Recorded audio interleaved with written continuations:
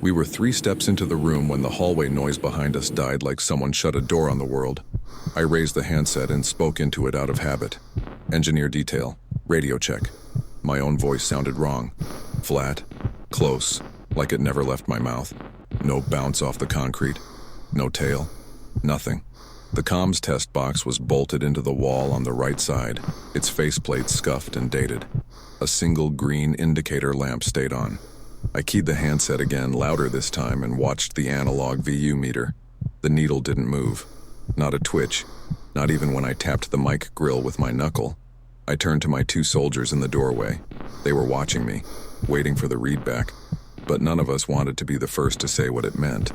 Concrete doesn't do that. We logged it anyway. Then the room taught us to stop talking. We were in Wyoming on a routine work order that never should have taken a security escort. In the spring of 1982, our engineer section was tasked to verify a sealed maintenance annex attached to a larger hardened facility. Concrete, rebar, heavy doors, the kind of build you don't argue with. A night shift had filed a brief note. No echo in bay, followed by a comms complaint the watch sergeant dismissed as bad handsets. By daylight, the chain of command wanted it closed out on paper. I was the NCO on the detail, responsible for the checklist, structural condition, door hardware, ventilation draft, and a basic communications validation using the wall-mounted test box inside the annex. 2 engineers came with me. 2 armed personnel held the corridor outside, more to satisfy procedure than expectation. We weren't hunting anything.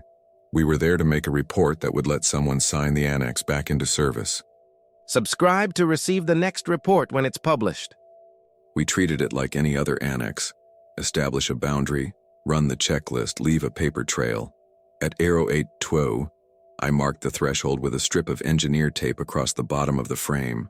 Left edge, right edge, so we could say later exactly where the effect started. I stepped in alone first. The concrete swallowed my boot noise immediately. Not silence.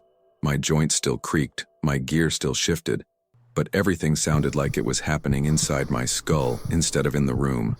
I raised the handset again and read off the standard call. The green lamp stayed on. The VU needle stayed pinned at 0. Tap test, I said, and I knew it was wrong before I finished the sentence. My voice didn't travel. It didn't bloom. It didn't even feel like it reached the corners. I rapped the handset grill with my knuckle. Then I hit the test box housing with a flat palm. The impact should have produced a sharp slap and a ringing tail off the metal. It produced almost nothing. I turned and saw my 2 engineers in the doorway, both watching my mouth more than listening. The armed personnel behind them remained outside the tape line, faces angled in, like they expected to hear an exchange. They didn't move. They didn't react. They couldn't hear what I was saying from 5 feet away. I stepped backward over the tape and said, "Normal volume. Did you hear any of that?" "Clear as day," one of the guards replied, because we were back in the corridor where sound behaved like sound. We ran it again with controlled variables. At 0820, one engineer stood just outside the threshold and the other stood 1 pace inside. I spoke from inside at the same volume I'd use in a motor pool. The man inside heard me. Close range, direct line. But the man outside saw my lips moving and heard nothing. No muffled spill. No echo leaking into the hall. It was as if the air on the other side of the tape refused to carry it. We tried the reverse. The man outside spoke toward the room. From inside I heard him, but flattened. No depth, no room tone. His voice arrived like it had been pressed through a board. We logged the first rule. Sound crossed the boundary inconsistently, and when it did, it lost its space. At 0831, I pulled out a wrench and let it drop from knee height onto the concrete. In a normal bay, that's a clean crack with a metallic rattle. Inside the annex, the wrench hit and stopped like it fell onto rubber. I felt the vibration through my boot soles, but the audible result was wrong. Short, dead, contained. The VU needle didn't move. That was the second rule. Impact energy existed, but acoustic response did not. The third rule arrived when we tried to force a readback. At 0840, the guard outside performed a standard radio check to our net. In the hall, his transmission was normal, static, the slight fade you expect in reinforced concrete. The moment I stepped inside and keyed the handset, my outgoing sounded normal to me, but the response came back flattened to a whisper of consonants. It wasn't interference because there was no warble or hiss. It was as if the room removed the shape from language and left only the fact that someone was speaking. The guard outside said later he never heard my transmission at all. We stopped calling it acoustics and started calling it what it was, a physical impossibility that behaved like a zone. I sent one engineer to run a quick boundary walk with chalk marks, 2 feet in, 4 feet in, 6 feet in, while I stayed at the test box. We weren't measuring sound pressure, we didn't have instruments for that. We were measuring behavior. When did the hallway stop hearing us? When did metal stop ringing? When did our footsteps stop sounding like footsteps? At the 6-foot chalk mark, the corridor might as well have been a different building. The men outside could watch us move, but their faces didn't change when we spoke or clapped or struck the wall. They weren't ignoring us. They genuinely received nothing. Inside, something else began to happen. Subtle enough that if you weren't paying attention, you'd blame discipline. We started speaking less, not because anyone ordered it, because it felt pointless. Voices didn't carry. You couldn't call a man from across the room. You had to walk to him. Even then, your words arrived without any room around them, like they were being delivered through a tube directly into his ear. After 15 minutes, we defaulted to hand gestures and taps on sleeves. And taps didn't sound right either. At row 902, I noticed my own breathing. It was the loudest thing in the bay. The air return vent should have whistled. It didn't. The fluorescent light above us should have buzzed faintly. It didn't. The only consistent sound was the softest internal noise. Cloth on cloth, boot on floor. Teeth clicking when I swallowed. I stepped back to the threshold and clapped once in the hallway. The crack echoed, sharp and honest. I stepped into the annex and clapped again. Nothing answered me. The guards outside shifted then, not because they heard anything, but because they saw the clap and felt their own unease fill in the blank. I looked at the VU meter one more time, as if it could offer an explanation. The needle stayed pinned at 0 under that steady green light. At 09:15, I wrote the heading at the top of my page, Zero-Acoustic site. I didn't know yet that naming it would make it easier for the paperwork to bury. I only knew the room was teaching us a rule faster than any briefing ever had. Inside that line, communication was a liability. We should have left after the second rule and sealed it for someone higher to argue about. Instead, I made the mistake engineers always make when something doesn't behave. I tried to find the edge. At 09:37, I stepped to the deepest chalk mark, 10 feet past the tape, and signaled the others to hold position.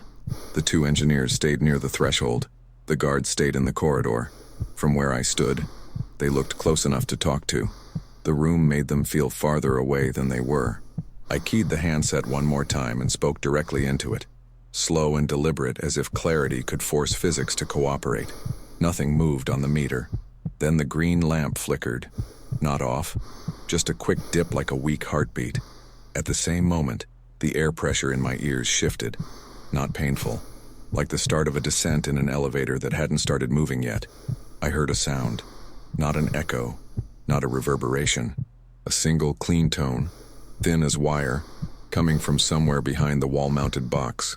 It lasted less than a second, but it was the first sound the room had given back since we entered.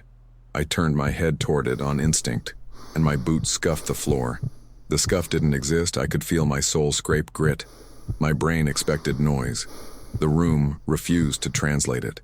The 2 engineers at the threshold saw me freeze. One of them raised a hand, asking what I'd heard. I answered without thinking. A single word, tone, and watched his eyes. He didn't react to the sound of my voice. He only reacted to my mouth forming it. The green lamp dipped again. This time, the tone returned, but it wasn't alone. It arrived with a second sensation layered under it. Something like the impression of speech without the sound. Rhythm without vowels. My throat went tight, the way it does when you're about to hear a loud bang, but the room stayed quiet. The VU needle trembled. A hair's width. Barely. I leaned closer to the test box and put my gloved knuckles against the metal faceplate. I didn't hear the contact, but I felt the vibration run up my bones. The thin tone shifted in pitch, tracking the pressure of my hand like it was reading it. For the first time, the room responded to us, not by letting sound exist, by taking it and giving back something else in its place. I backed up 2 steps and lifted my hand, the signal for withdrawal. The engineers near the threshold moved immediately, fast, controlled. Because they could read my posture, even if they couldn't hear a warning. The guards outside saw us come and pulled the corridor clear. The moment my boots crossed the tape line, the world snapped back into place. My own gear sounded loud. The hallway had depth again. One of the guards spoke and it startled me. Not because of what he said, but because the sound had a tail. "What happened in there?" he asked. I didn't answer right away. My mouth felt wrong, like it had forgotten how to project. I looked down at my notes. The heading, Zero-Acoustic Site, sat on the page like an accusation. We attempted one last controlled test from the safe side. I held the handset just inside the threshold while standing in the corridor and spoke into it. The VU needle stayed at 0. The green lamp held steady. Nothing crossed back the way it should. The zone didn't leak. It didn't weaken. It simply existed. At 10:10, I reported to the duty officer with the plainest language I could justify. Acoustic response absent inside annex. Communications unreliable. Cause unknown. He didn't ask for theories. He asked for the door status. By noon, maintenance was halted, and the annex was reclassified as a restricted hazard area pending evaluation. A new lock assembly appeared on the door frame that we hadn't installed. A printed placard went up. No unit markings, no signature. The guards were rotated, and our names were taken for follow-up. That night, my notebook was photocopied. The copy came back with entire lines boxed over in black marker. The phrase "physical impossibility" was crossed out and replaced with "abnormal attenuation." The room kept its silence. The paperwork did the talking. 2 weeks later, I was called back to sign a revised report. The annex was no longer an annex. It was listed as a test bay with acoustic damping installed for equipment calibration. The VU meter, according to the new paperwork, had been replaced due to mechanical fault. I asked who authorized the replacement. No one answered that question. They only slid a new SOP across the table. No radio checks beyond the threshold, hand signals only, maximum time inside, and no personal notes retained. The heading on my original page never appeared again. Wyoming stayed quiet. So did we.